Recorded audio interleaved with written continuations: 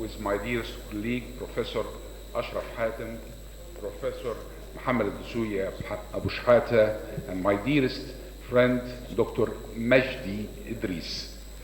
Dr. Ashraf, بسم الله الرحمن الرحيم.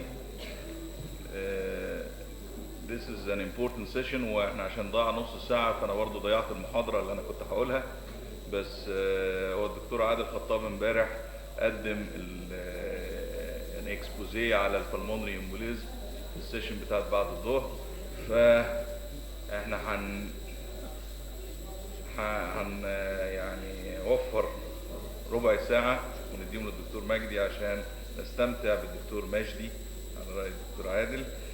Professor Majdi Idris, he is the head of Respiratory Medicine Department at Riyadh Force Hospital, and he is head of the Saudi Advisory Group of Pulmonary Hypertension.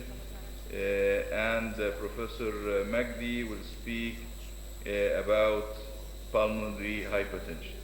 Further.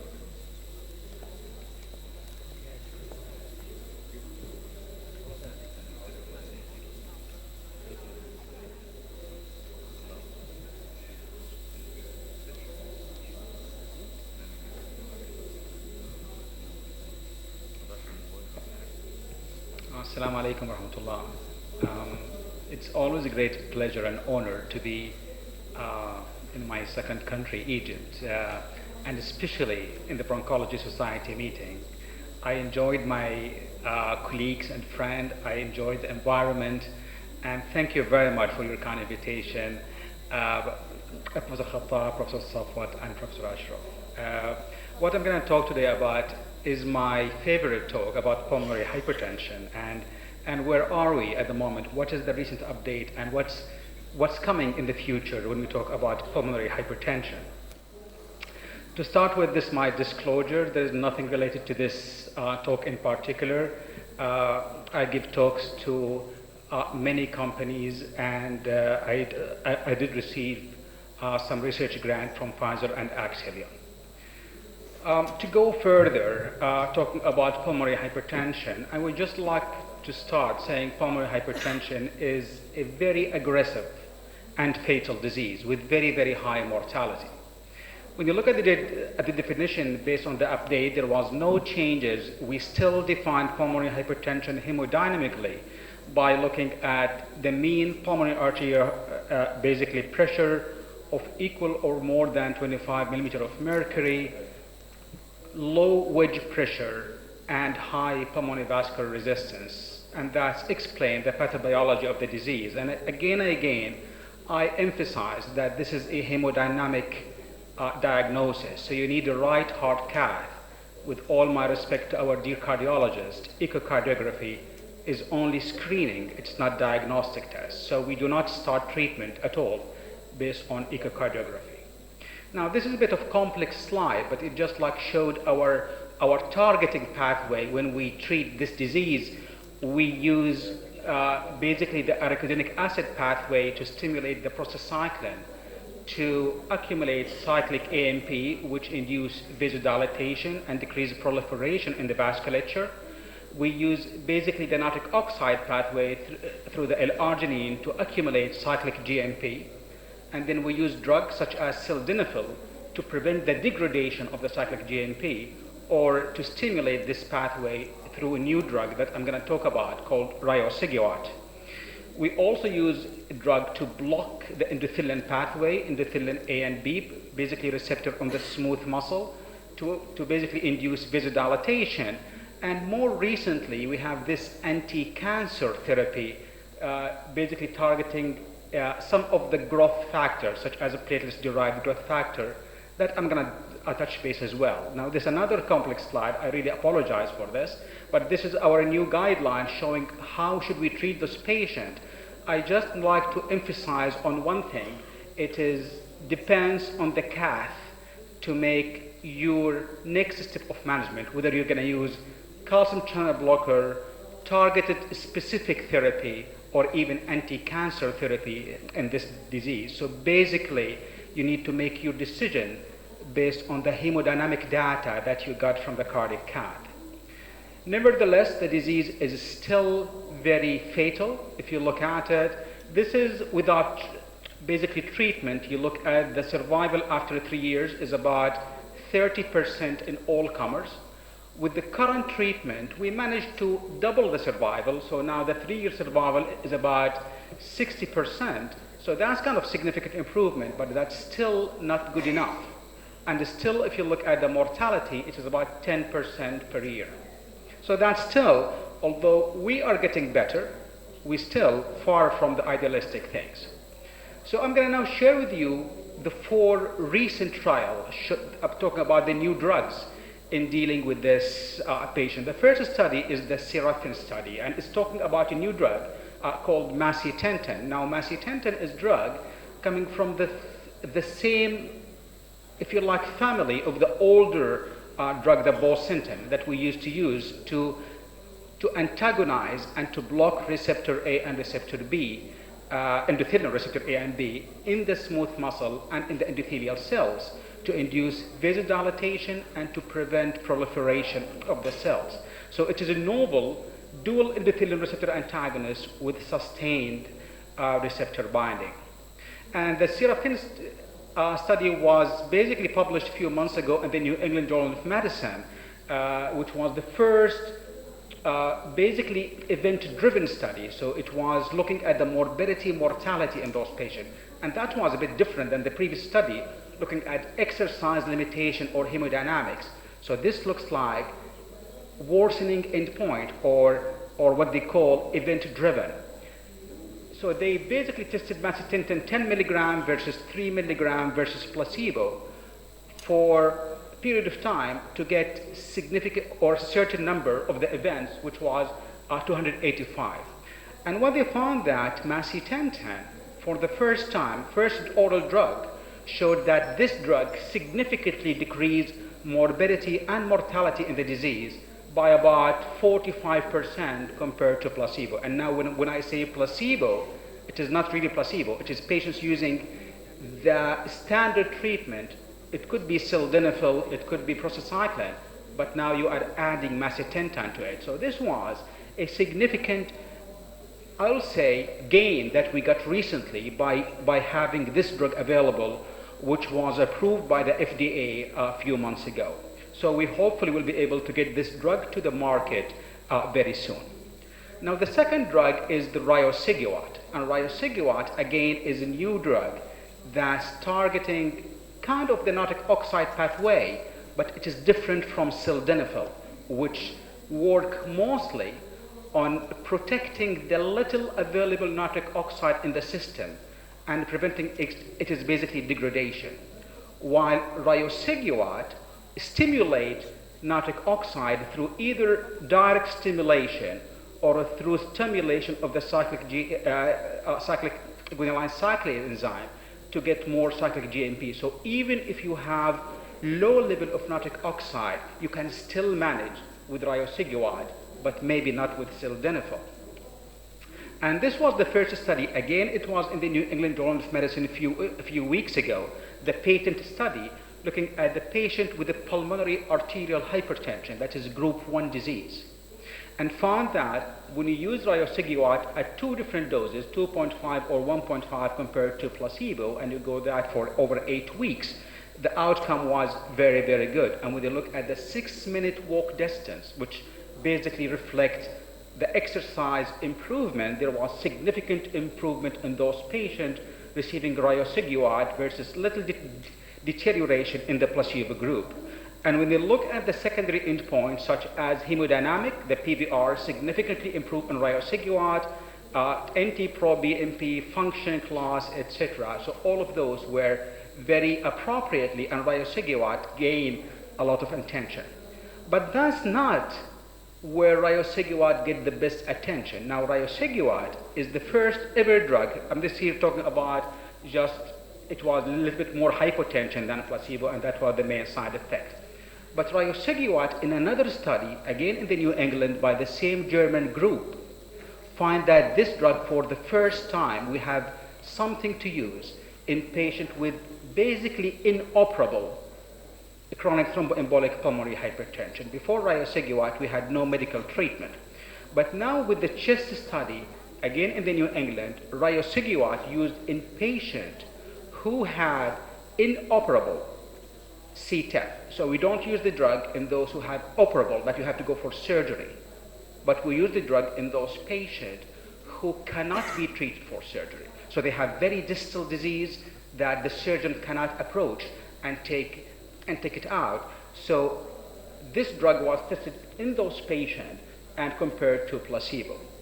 And again, what they found, for the first time ever in the CTEPH population, a drug that improved the 6-minute walk distance significantly in those patients compared to placebo. And when they look at even hemodynamic, there was significant improvement in the PVR, NT-proBNP, and function class. So for the first time now, we have one drug that is approved by the FDA on 2 different pulmonary hypertension groups. Group 1, pulmonary arterial hypertension, and group 4, that is the chronic thromboembolic pulmonary hypertension. Few words about selexipag, and selexipag is another interesting drug that we are looking forward to have it in the market. The reason behind it, it is an oral prostacyclin. So we all know that prostacyclin are the most potent drug we have in the pulmonary hypertension.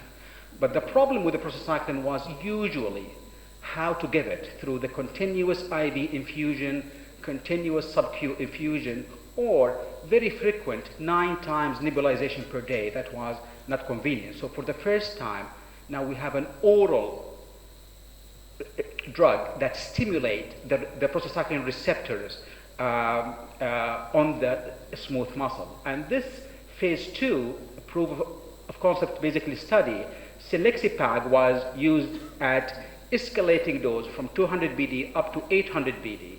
And then they were maintained for 4 to 6 weeks, and then they were basically analyzed in patients with pulmonary arterial hypertension who were basically adult, PAH, stable background, and have PVR more than 400, looking for change in the PVR. And in this phase 2 trial, selexipag showed significant reduction in the PVR compared to placebo. And when they look at the 6-minute walk distance and the other endpoint, there was trend for better outcome. So we are so excited to look at the phase 3 trial of the selexipag because we would like to have an oral prostacyclin treatment for this drug. Now, let me finish here by talking about this new thought about cancer and pulmonary arterial hypertension, and why now we start using anti-cancer therapy in treating pulmonary arterial hypertension group. Now, the first things we start understanding that pulmonary hypertension is not simply a vasoconstriction. That's definitely not the point. Very, very few patients, about 2 to 5%, will have mostly vasoconstriction that can be treated by vasodilators, such as calcium channel blocker, but those are the minority. Now, the majority of patients, they have problem in their circulation, which now we learned it's very cancer-like.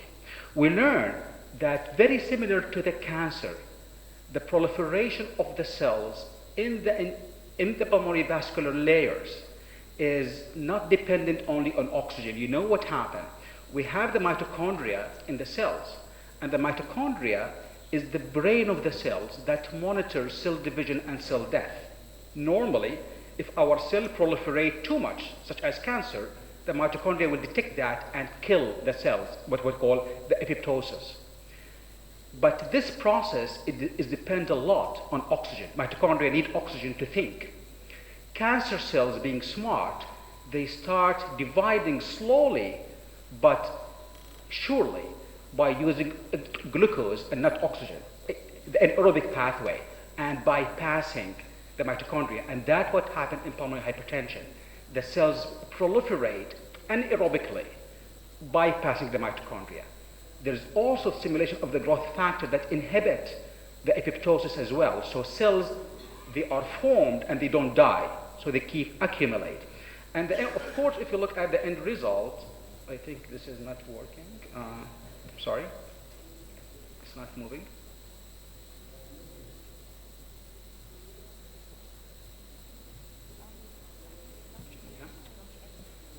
Okay? And the end result that there is basically proliferation of the basically intima, the epithelial cells, and this proliferation lead to eventually occlusion of the lumen of the vessels. So this is not vasoconstriction, this is just like occlusion of the vessels by dividing cells that do not die. There is basically medial hypertrophy, and there is basic advertential fibrous tissue deposition.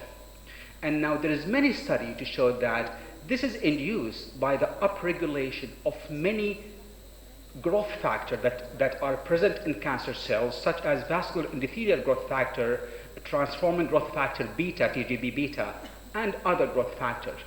And when they look at the cells in the pulmonary vessel, looking at the staining for those phenotypically stained vessels, found that there's a lot of those growth factor in the cells of the pulmonary vessel. So keep in mind, that is not vasoconstriction. That lumen is basically filled with cells. And when you look at what happened, unlikely the normal, very nice endothelium cells, basically endothelial cells, in pulmonary hypertension, because of the growth of these cells, you get very abnormal vasculature. But those vessels are non-functioning. They are occluded, they are not really functioning. And there is some data when you use PET scanning for the pulmonary arteries, there is increased uptake of glucose. So that's what happened: proliferation, apoptosis, thrombosis, dysangiogenesis, and migration. And if you show this slide to the oncologist, they will tell you this is cancer. And that's exactly the same. This is cancer. The only difference, I think, that there is no metastasis. This neoplastic process is only in the pulmonary circulation. And even the mortality compared to cancer for patients who have advanced disease is very similar to advanced lung cancer, which is the worst cancer available. It's much worse than the colon cancer, the breast cancer, and the prostate cancer. So it's not only behave like cancer, it ends like cancer. And this is why there's an interest about using this anti-cancer treatment in pulmonary hypertension, targeting one of the pathways that is platelet-derived growth factor and the tyrosine kinase pathway in order to inhibit this process. And this was the Empress study. But before that, there was one case report came from Germany using imatinib. And imatinib is a tyrosine kinase inhibitor that's used in basically chronic leukemias, and recently used in some lung cancer, showed that in one patient who was doing very bad, he was in functioning class 4, very high PVR, he was on triple therapy, but after using imatinib in this patient, look what happened. The PVR comes down, 6-minute walk distance improved, and the symptoms improved. So this was a one case report that was followed by phase 2 trial of 59 patients using imatinib, showed that imatinib seems to work in those patients.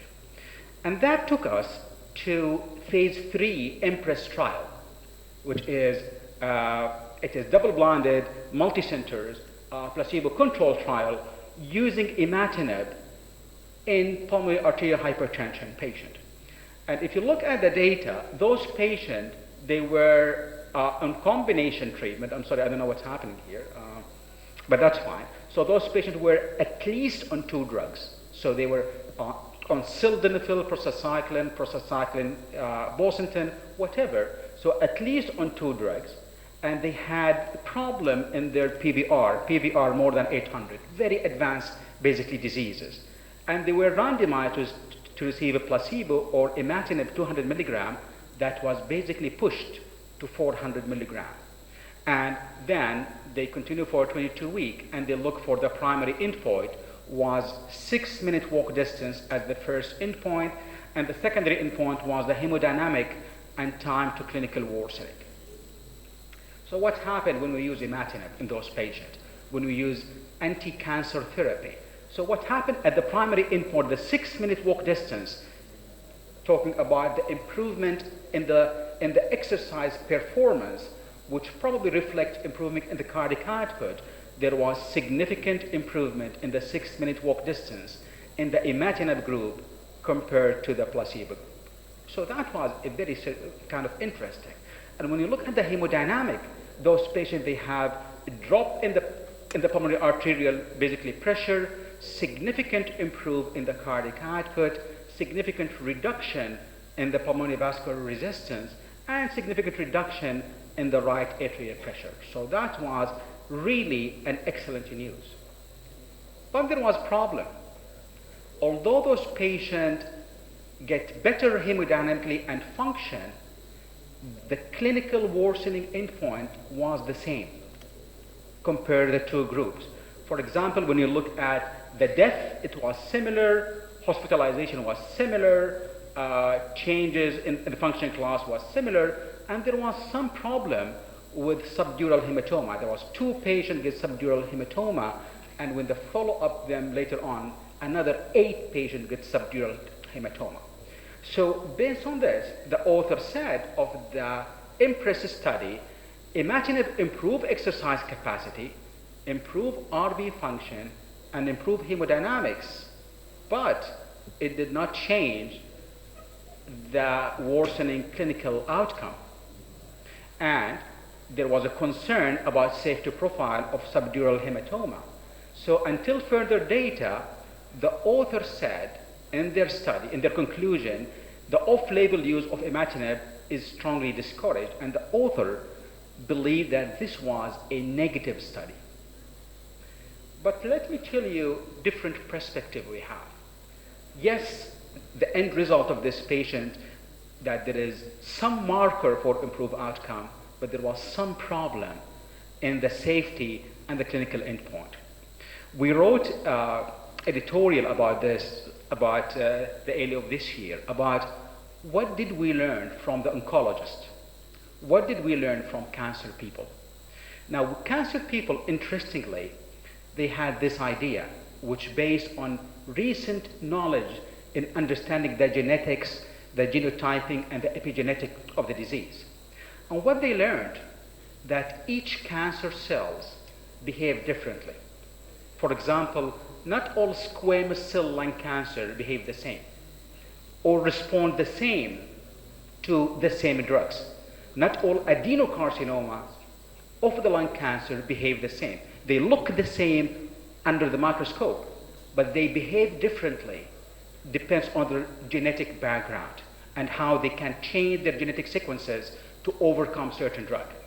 And it was the first time when the tyrosine kinase inhibitor pathway or imatinib showed some survival benefit in those patients was when they look to adenocarcinoma patients who have certain defect in the tyrosine kinase pathway gene. So if you have 2 patients with adenocarcinoma, one with mutation in the TKA gene and the other one with not, and you give both of them tyrosine kinase inhibitor, the one who has a mutation will get better, the one who does not have a mutation will get not even worse, they'll get side effect. So the theory here that we believe maybe when they use imatinib in the pulmonary arterial hypertension patient to everybody, those who have the mutation in the gene, they get better, and those who do not have a mutation in the gene, they get the side effect. So we believe that in order to progress in this field, we have to study the genetic material of the cells before we apply any cancer drug.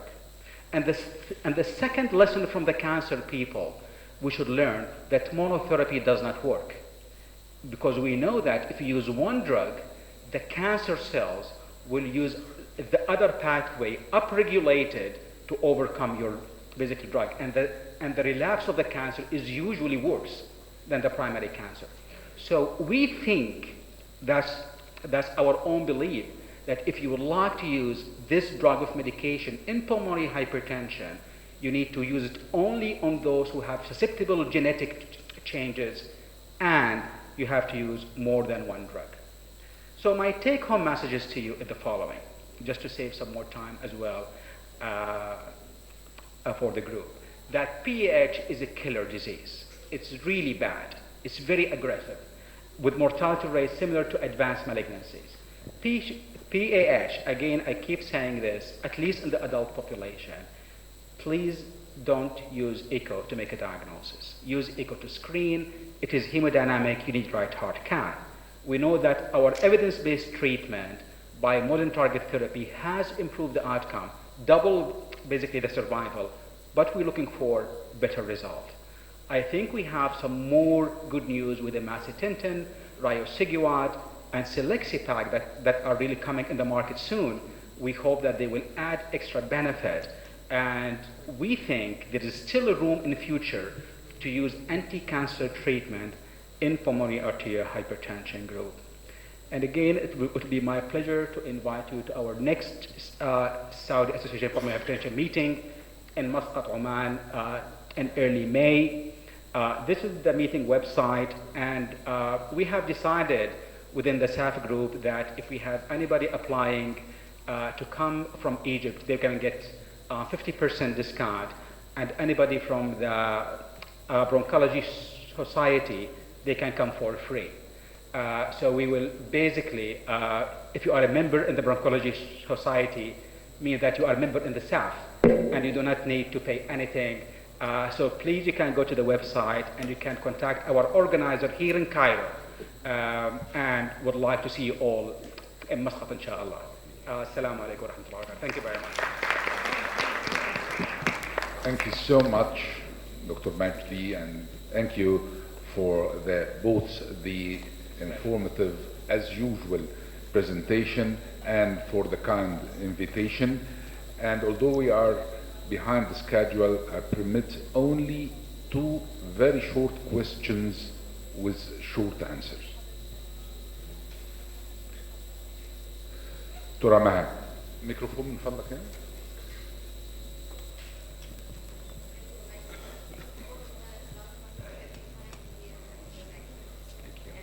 Been quite informative.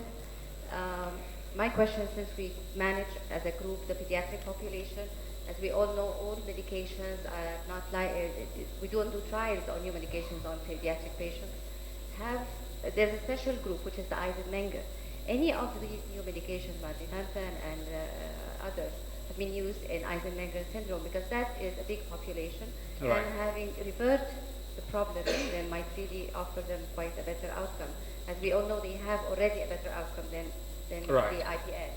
Thank you, Maha. Now, in the riociguat basically study, the patent study, when they look at the PAH group, some of them belong to the congenital heart disease. But I'm not aware that they have some special analysis for those group of patients. So when they look at the all-comers, riociguat worked very well. And I have no doubt that it should work in those patients because it is actually more potent than sildenafil. So if sildenafil works, there's no reason why riociguat should not work. And some of the patients belong to the congenital heart disease, but they did not analyze them differently from the whole group yet. That's a good area to study. I think so. Thank you, Dr. Mah. Last short question, Dr. Ahmed. Microphone here, please.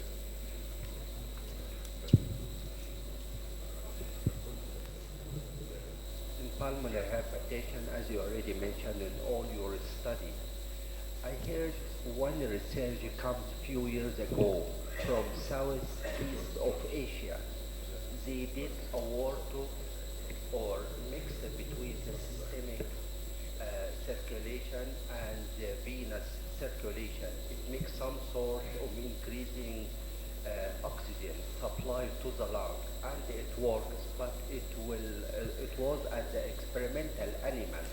But after that, no news comes from that because hypoxemia by itself produces pulmonary vasoconstriction. So the idea comes from that point in order to increase the pulmonary saturation rather than to do any other medication, and it works very well in experimental animals.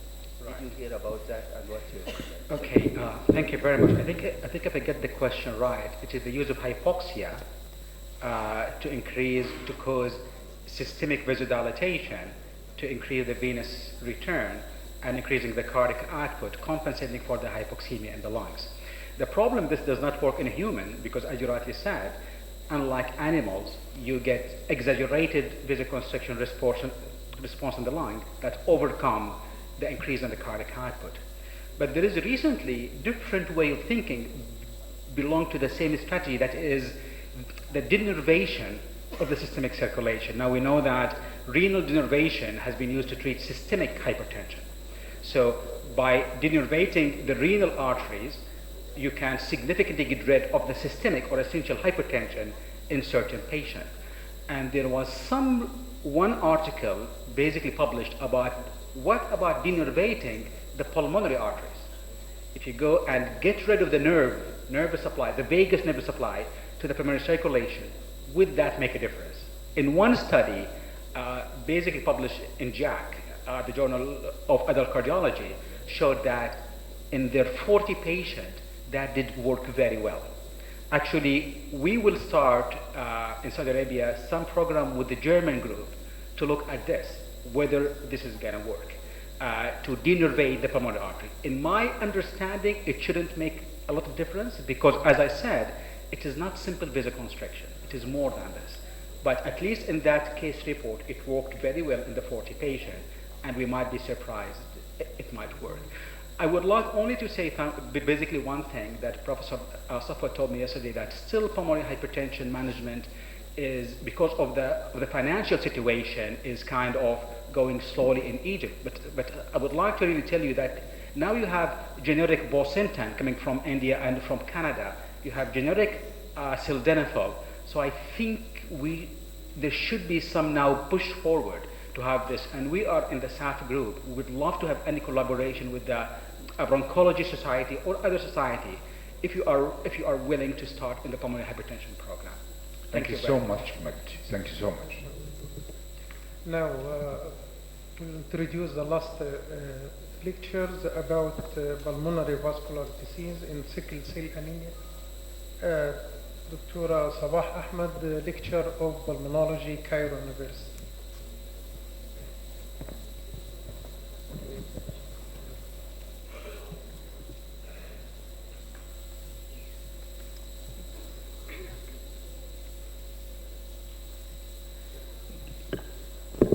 I would like to thank the Dr.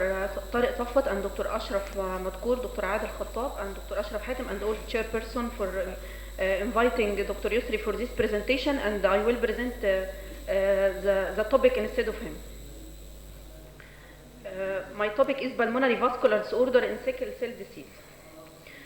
Sickle cell disease is one of the most common autosomal recessive disorder in the world. The cause of the disorder is a mutant beta globulin gene. It requires 2 copies, one from each parent. This mutation substitutes valine for glutamic acid at position 6 in the beta globulin chain of hemoglobin E, resulting in a hemoglobin called hemoglobin S. When the mutation is heterozygous, it results in sickle cell trait, and when homozygous, it results in sickle cell disease. What is hemoglobin S? Hemoglobin S, it replaces hemoglobin A due to the mutation, and it polymerizes on deoxygenation. The polymers changes the shape of the RBCs, making it rigid and cause structural damage in the red cell membrane. These changes in the RBCs impair the blood flow due to hemolysis and vaso-occlusive episodes. هي معظم المانيفستيشن في السيكل سيل ديسيز بتبقى ديو تو حاجه من اتنين، يا اما هيموليسيس واندوثيليال ديسفانكشن او انكريزد فيسكوستي اند فازو اوكلوجن. احنا لما الار بي سيز الهيموجلوبين اللي جواه بيتحول لهيموجلوبين اس ديو تو بيتا جلوبولين جين ميوتيشن، بيحصل هيموليسيس للار بي سيز ويطلع من جواه الهيموجلوبين يبقى في البلازما. الهيموجلوبين لما بيبقى في البلازما بيتحد مع النيتريك اوكسيد ويعمل لنا ميت هيموجلوبين، وبالتالي بيحصل ان اكتيفيشن للنيتريك اوكسيد. وزي ما احنا عارفين نيتريك اوكسيد ده واحد من البوتن فازو دايليتورز اللي هو بيمنتين الفاسكولار تون في البلاد فيسلز، وليه انتي بروليفراتيف وانتي بليتلت اكتيفيتي، انتي بليتلت اجريجيشن. برضو كمان لما بيحصل هيموليسيس في الار بي سيز بيطلع حاجه اسمها ارجينيز 1، وده بيحول الارجينين لحاجه اسمها اورنيتين، وبالتالي بيأثر على الاكتيفيشن والفورميشن بتاع النيتريك اوكسيد، لان الارجينين ده واحد من السبستريت فور فورميشن واكتيفيشن اوف نيتريك اوكسيد. وبالتالي الهيموليسيس بيعمل لنا اندوثيليال ديسفانكشن. برضو الميكانيزم الثانيه اللي بيحصل منها معظم المانيفستيشن اوف ذا سيكل سيل ديسيز هي الانكريزد فيسكوستي والفازو اوكلوجن. لما بيحصل ديفورميتي في الار بي سيز بتبدا تعمل اوكلوجن في الكابيلاريز والبوست كابيلاري فينيول، وبرضو بيحصل ادهيجن للمونوسايت على الاندوثيليوم due to increased expression of vascular cellular adhesion molecule وinteraction وintracellular adhesion molecule، وبالتالي يحصل فازو اوكلوجن ويحصل نيكروزس واسكيميا في معظم الفيسل. هي البلمونري كومبليكيشن بتاع السيكل سيل ديسيز ممكن تبقى اكيوت كومبليكيشن او كرونيك. الاكيوت اشهرهم اللي هو الفازو اوكلوزيف كرايسيس والاكيوت شيست سندروم والبلمونري امبوليزم. الكرونيك مانيفستيشن البلمونري هايبرتنشن ممكن يبقى اكيوت اسوشيتد مع الاكيوت شيست سندروم، وممكن يبقى كرونيك ديو تو كرونيك ثرومبو امبوليزم او اندوثيليال ديسفانكشن. برضه من الكرونيك مانيفستيشن اوف كرونيك سيل سيكل سيل ديسيز اللي هي الايروي هايبر اكتيفيتي والازمه وبالمونري فايبروزيس ونكتورنال اوكسجين دي ساتوريشن. الفاسكولار كومبليكيشن اللي هم موضوع المحاضره هم الفازو اوكلوزيف كرايسيس والاكيوت شيست سندروم والبالمونري امبوليزم والبالمونري هايبرتنشن. اول حاجه اللي هي الفازو اوكلوزيف كرايسيس. الفازو اوكلوزيف كرايسيس defined as recurrent episodes of severe pain in patient with sickle cell disease، وبيبقى سببه اللي هو مايكروفاسكولار انترابمنت للار بي سيز والليوكوسايتس في الكابيلاري والبوست كابيلاري فينيول، وبالتالي يحصل مايكروفاسكولار اكلوجن واورجان اسكيميا. سببه ايه؟ ان بيبقى مع الهايبوكسيا بيحصل دي اوكسجينيشن، فبيبدا يحصل بوليمرايزيشن في الهيموجلوبين اس ويحصل الهيموليسيس وتمشي الكاسكيد اللي احنا قلنا عليها. بعد ما الار بي سيز تبقى هيمولايز يبقى في اكسسيف اوكسيداتيف وانفلاماتوري ستريس وانكريز اكسبريشن للفاسكولار اندوثيليال مولكيول وبعض السيتوكاينز، وهي اللي بتعمل لنا ادهيجن بين الاندوثيليوم وبين الار بي سيز والوايت بي سيز، وبالتالي يحصل برضه فاسكولار اكلوجن. الكلينيكال مانيفستيشن بيبقى عندنا سيفير بين وانفلاميشن ديو تو اورجان اسكيميا، وبالذات في البون بيبقى فيه بون مارو نيكروزيس واسكيميا، وبيبقى اسوشيتد مع فيفر وليوكوسايتوزيس، واحيانا بيحصل بالمونري فات امبوليزم ديو تو بون مارو نيكروزيس وريليز اوف بون مارو فات. تاني فاسكولار مانيفستيشن اوف سيكل سيل ديسيز اللي هي الاكيوت شيست سندروم. acute chest syndrome it is defined as a form of lung injury that occurs in patient with sickle cell disease. Also it is defined as development of new pulmonary infiltrates in patient with sickle cell disease consistent with alveolar consolidation but not atelectasis, involving at least one complete lung segment. These radiological abnormalities may be accompanied by one new or signs or symptoms such as chest pain, fever, tachypnea, chest wheeze, cough or hypoxia. ممكن الاكيوت شيست سندروم بيبقى فريكوينت في اليونجر بيشنت، ولو في هاير ليفل اوف هيموجلوبين اس ولو في لو ليفل اوف هيموجلوبين اف كونسنتريشن، لان لو الليفل بتاعه قليل ده بيبقى اسوشيتد وذ انكريزد ليفل اوف هيموجلوبين اس، وبرده لو في ليوكوسايتوزيس عشان هيحصل فاسكولار اكلوجن، او لو في اكسبوجر للسموك علشان الانكريزد اوكسيداتيف ستريس. في 3 اسباب رئيسيه للاكيوت شيست سندروم، اهمها اللي هي البلمونري انفكشن والفات امبوليزم والانترافاسكولار بالمونري سيكوستريشن للار بي سيز. هي دي الفيشس سايكل بتاعه الاكيوت شيست سندروم، ان احنا لو في بالمونري انفكشن وبتعمل لي كوميونتي اكوايرد انفكشن الاتيبيكال بكتيريا والفيروسز، بيبدا يحصل انفلاميشن واوكسيداتيف ستريس ويحصل هايبوكسيا ويحصل دي اوكسجينيشن وبوليمرايزيشن للهيموجلوبين اس، وبالتالي الار بي سيز تبقى ديفورمد ويحصل هيموليسيس وفاسكولار اكلوجن. وطالما حصل فاسكولار اكلوجن هيبقى فيه بون مارو نيكروزيس واسكيميا، وبالتالي يطلع يبقى فيه ريليز للفات فروم ذا بون مارو، وبرده تبقى الريليز اوف ذا فات هيعمل بالمونري انفاركشن وفات امبوليزم. الكلينيكال مانيفستيشن هو الاكيوت شيست سندروم هو الموست سكند موست كومن فاسكولار مانيفستيشن اوف سيكل سيل ديسيز افتر فازو اوكلوزيف كرايسيس.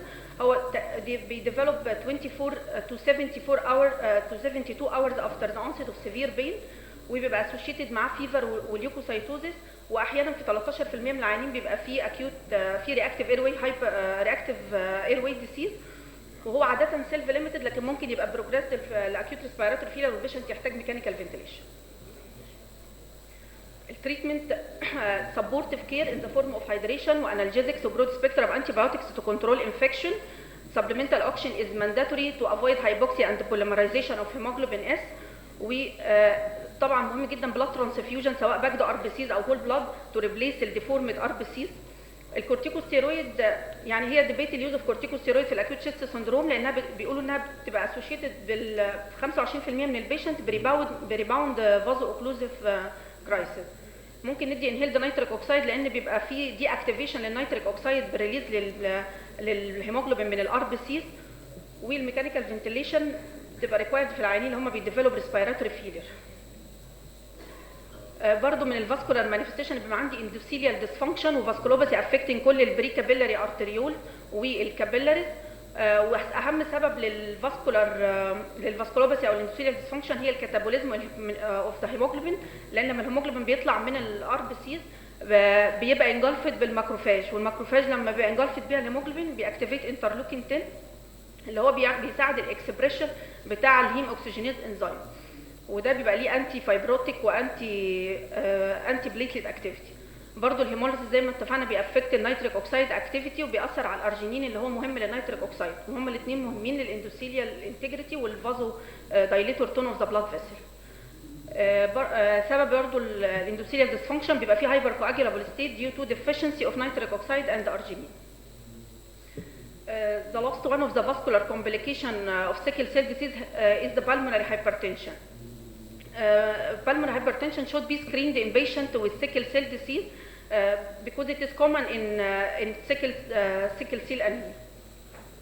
Screening by echo, transthoracic echocardiography can be used to estimate the pulmonary artery systolic pressure using a simplified Bernoulli equation. Simplified Bernoulli equation depend on the tricuspid regurg velocity. To estimate the pulmonary artery pressure, 4 is multiplied by squared tricuspid regurg velocity added to the right atrial pressure or the central venous pressure. ودي echo picture showing dilatation of the right ventricle and right atrium with regurg of the blood flow from the right ventricle across the tricuspid valve. برضو واحده من الماركرز اللي ممكن نستخدمها في السكريننج للبلمونري هايبرتنشن في حالات السيكل سيل ديزيز هي البري ناتريوريتيك بيبتايد، وده ماركر بيطلع من المايوسايتس ان ريسبونس تو بريشر اور فوليوم ستريتش. ووجدوا ان الليفل بتاعه لو اكتر من 160 نانو جرام بير ملي لتر ده بيكوريليت مع الديجري اوف ذا بالمونري فاسكولار ريزيستنس اند ذا ريسك اوف ديث ان بيشنت وذ سيكل سيل ديزيز. Right heart cath can be done in patient with significant hemodynamic pulmonary hypertension to confirm the increase in the pulmonary vascular resistance and to exclude post-capillary pulmonary hypertension. هو البلمونري هايبرتنشن في السيكل سيل ديسيز بيبقى اللي هو جروب 1 بالمونري ارتيريال هايبرتنشن وهو الاسوشيتد. جروب 1 زي ما احنا عارفين هو ممكن يبقى ايديوباثيك وهيريتابل واسوشيتد بالمونري هايبرتنشن، والاسوشيتد معاه حاجات كتير زي البورتال هايبرتنشن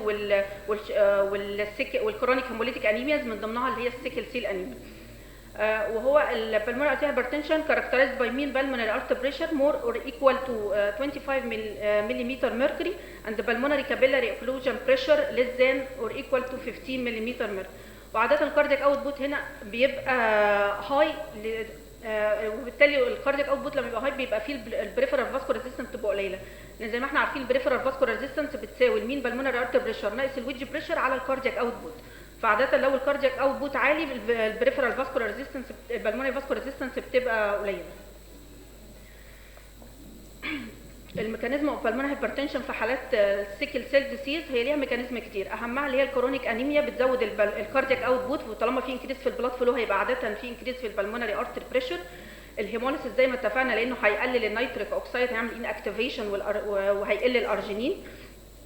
الفاسكولوباثي والاندوثيليال ديسفانكشن ممكن كمان يبقى اسوشيتد مع البلمونري ارتيريال هايبرتنشن، ليفت فنتريكولار دايستوليك ديسفانكشن وبلمونري فينوس هايبرتنشن. liver dysfunction is common in patients with sickle cell anemia due to iron overload and hepatitis C due to blood transfusion, and it may lead to portopulmonary hypertension. Also organ failure, especially chronic renal failure, is common in patients with sickle cell disease due to organ ischemia. And cytothrombosis and pulmonary emboli may be a mechanism in pulmonary hypertension in patients with sickle cell disease.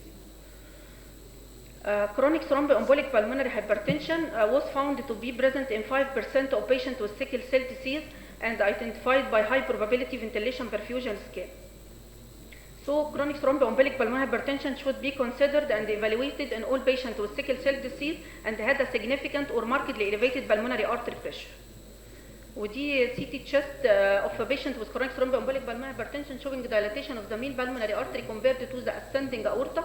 Also, there is enlargement of the right ventricle and the right atrium with the strengthening of the septum, and the mosaic appearance in the parenchyma, areas of ground glass and areas of air trapping. Also, the segmental pulmonary vessels is enlarged in comparison to the associated bronchus. ناقص لي 2 slides تقريبا. تمام. المانجمنت اوف ذا pulmonary hypertension associated with sickle cell disease بيبقى mainly الفوكس على التريتمنت اوف ذا underlying hematological disorder والكنترول للريسك فاكتور. وممكن ندي سبيسيفيك دراج ثيرابي. احنا عندنا الفوسفودايستريز انهبيتور، هي هتبقى فايدتها انها بتقلل البريك داون بتاع السايكليك جي ام بي، وبالتالي بتامبليفاي الافكت بتاع النيتريك اوكسايد. لكن عيبها انها ممكن تعمل باك بين وميالجيا، واحنا عارفين العيانين دول بيبقى عندهم فازو اوكلوزيف كرايسيس وسيفير بينز. برضو بيبقى في عندنا امبالانس بين الاندوثيلين 1 والنيتريك اوكسايد، بيبقى في increased expression of the endothelin 1، وبالتالي الاندوثيلين ريسبتور antagonist may be of value in treatment of pulmonary hypertension associated with sickle cell disease. Prostanoid is associated with risk of sepsis and thrombosis and should be not used as a first line therapy. ممكن ندي انهيلد نيتريك اوكسايد عشان نريبليس النيتريك اوكسايد. النيتريك اوكسايد لما نديه بقى انهاليشن هو هيبايند للهيموجلوبين، وبالتالي اقدر ابريزيرف النيتريك اوكسايد اللي موجود في البادي، وابريزيرف البالانس بين الفازو دايليتور والفازو كونستريكتور ميديتورز. برضه ممكن ادي ارجينين سبلمنتيشن عشان اوفر السبستريت للاكتيفيشن بتاع النيتريك اوكسايد، وبالتالي امنتين النيتريك اوكسايد بالافكتس البينيفيشال. Conclusion: sickle cell disease is a common genetic disorder with high associated mortality and morbidity. Pulmonary complication of sickle cell disease, particularly acute chest syndrome and pulmonary hypertension, are the leading complication associated with this. Identification, prevention, and management of this complication by hematologists and pulmonologists will be a challenging as the population of this patient increasing worldwide. Thank you. Thank you very much, Dr. Sabah. And may I call for the next session, Bronchology 2, Chairperson Professor Tariq Safwat, Professor Yasser Mustafa, and Professor Ahmed Qurra.